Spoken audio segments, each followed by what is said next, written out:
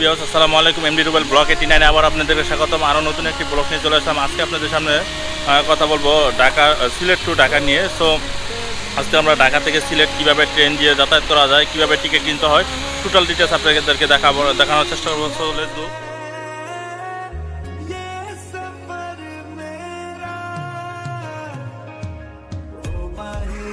সম্মানিত দর্শকবৃন্দ, আমরা ব্লগের প্রথমে দেখাচ্ছি যে সিলেট আইকনিক রেল স্টেশন। যে রেল স্টেশনটি বৃহত্তর সিলেটের জন্য অন্যতম একটি সুন্দর রেল স্টেশন। এই রেল স্টেশনে রয়েছে থাকা, খাওয়া, আবাসিক হোটেল সহ সকল ধরনের সুযোগ সুবিধা এবং নিলিবিলি এবং প্রাকৃতিক সৌন্দর্যে ঘেরা এই রেল স্টেশনটি সিলেট অবস্থিত। সম্মানিত ভিউয়ার্স, দেখতে পাচ্ছেন কত চমৎকার আবাসিক রেস্টুরেন্ট এবং বিশাল জায়গা রয়েছে রেল স্টেশনটির ভিতরে, এবং ভিতরে বাইরের সামনে সব দিক দিয়ে প্রচুর পরিমাণ স্পেস রয়েছে। হাঁটা চলাফেরা করার জন্য সকল ধরনের সুযোগ সুবিধা রয়েছে। আমরা আজকে সিলেট থেকে ঢাকা যাব পার্বত্য এক্সপ্রেস দিয়ে। সো তার আগেই আমরা এই রেল স্টেশনটা একটু ঘুরে দেখার জন্য আমরা আগেই এসে পড়েছি। আর এই রেল স্টেশনটা খুব চমৎকার, আগেও শুনেছি, নিত্রকে দেখে তা স্বয়ংসম্পূর্ণ হলো। তো চলুন আমরা যাই। আর পাশে যে রেলটা রয়েছে এটা হচ্ছে যে পার্বত্য এক্সপ্রেস, যেটা আমরা সিলেট থেকে ঢাকার উদ্দেশ্যে আসবো। 3টা 30 মিনিটে চলে যাবে। আর আমরা এই ট্রেনেই সিলেট যাওয়ার। এখন আমরা আছি সিলেট রেল স্টেশনে। সো আমরা এখনই আমাদের এই পার্বত্য এক্সপ্রেস হয়তো 3টা 30-এ ছেড়ে যাবে ঢাকার উদ্দেশ্যে। তো আমরা আপনাদের সেই সুযোগে আপনাদেরকে দেখানোর চেষ্টা করবো এই সিলেট যে রেল স্টেশন, এটা কতটা সুন্দর এবং কত চমৎকার, সেই দৃশ্যটা আপনাদেরকে দেখানোর চেষ্টা করবো। সাথে থাকুন।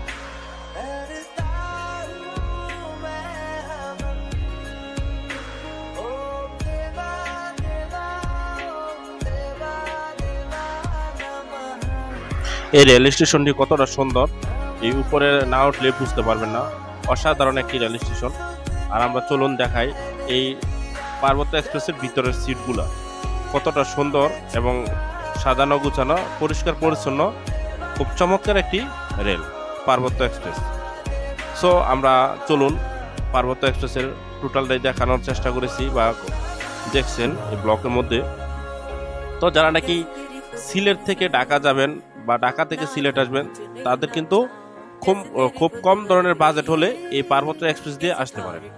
এই পার্বত্য এক্সপ্রেসটি টাইম টু টাইম ছেড়ে যায় এবং সেই এক্সপ্রেসটির সর্বনিম্ন টিকিট মূল্য হচ্ছে অনলাইনে কাটলে আপনি 395 টাকা, আর সরাসরি কাউন্টার থেকে নিলে 375 টাকা।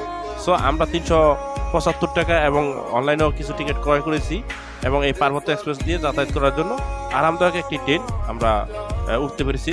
তাতে খুব আনন্দিত। আপনারা যারা নাকি সিলেট ঘুরতে আসবেন, আপনাদেরকেও আমি উৎসাহ করব যে আপনারা এই সিলেট রেল স্টেশন বা সিলেট পর্যটক কেন্দ্রে যদি ঘুরতে আসেন, রেল দিয়ে ঘুরতে আসেন, এখানে সকল ধরনের সুযোগ সুবিধা আপনারা পাবেন। অসাধারণ একটি রেল।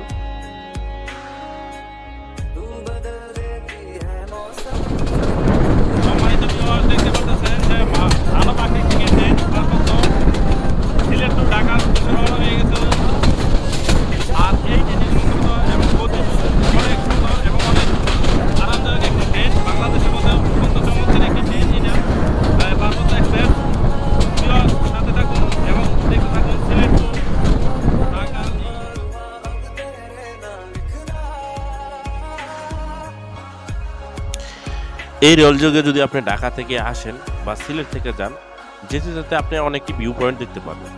তো তার মধ্যে অন্যতম হয়েছে মৌলভীবাজার চা বাগান এবং শ্রীমঙ্গল চা বাগান সহ কিছু পাহাড়ি দৃশ্য। সাথে রয়েছে প্রাকৃতিক সৌন্দর্যে ঘেরা বাংলাদেশের কিছু চমৎকার ভিউ। এই রেলটি খুব গতিসম্পন্ন একটি রেল, যা ঘন্টায় 70 থেকে 80 কিলোমিটার গতিতে চলে থাকে এবং এই রেলটি অত্যন্ত সুন্দর। গ্রামের ভিতর দিয়ে যায় এবং পাহাড়ের উঁচু নিচু ঢালু দিয়ে আঁকাবাঁকা হয়ে যাওয়ার ক্ষেত্রে কতই না সুন্দর এই ভিউগুলো দেখা যায়। সো আমরা আপনাদেরকে দেখাবো যে এই রেল স্টেশন দিয়ে, এই যে পাহাড়ের ফাঁকে দিয়ে এই রেলটি চলছে, যদি আপনারা সকালবেলা রেলে যান তাহলে কিন্তু অবশ্যই এই ভিউগুলো খুব চোখে পড়বে। পাশে রয়েছে শ্রীমঙ্গলের চা বাগান, মৌলভীবাজার চা বাগান, খুব চমৎকার কিছু দৃশ্য, অসাধারণ কিছু ভিউ রয়েছে এই রেল যোগে। সো যারা নাকি এই রেল স্টেশন থেকে রেলে ঘুরতে আসেন, আমি আপনাদেরকে অবশ্যই অনুরোধ করব যে এই সুন্দর দৃশ্য মুহূর্তগুলো ফিল করার জন্য আপনারা ফ্যামিলি নিয়ে চলে আসতে পারবেন।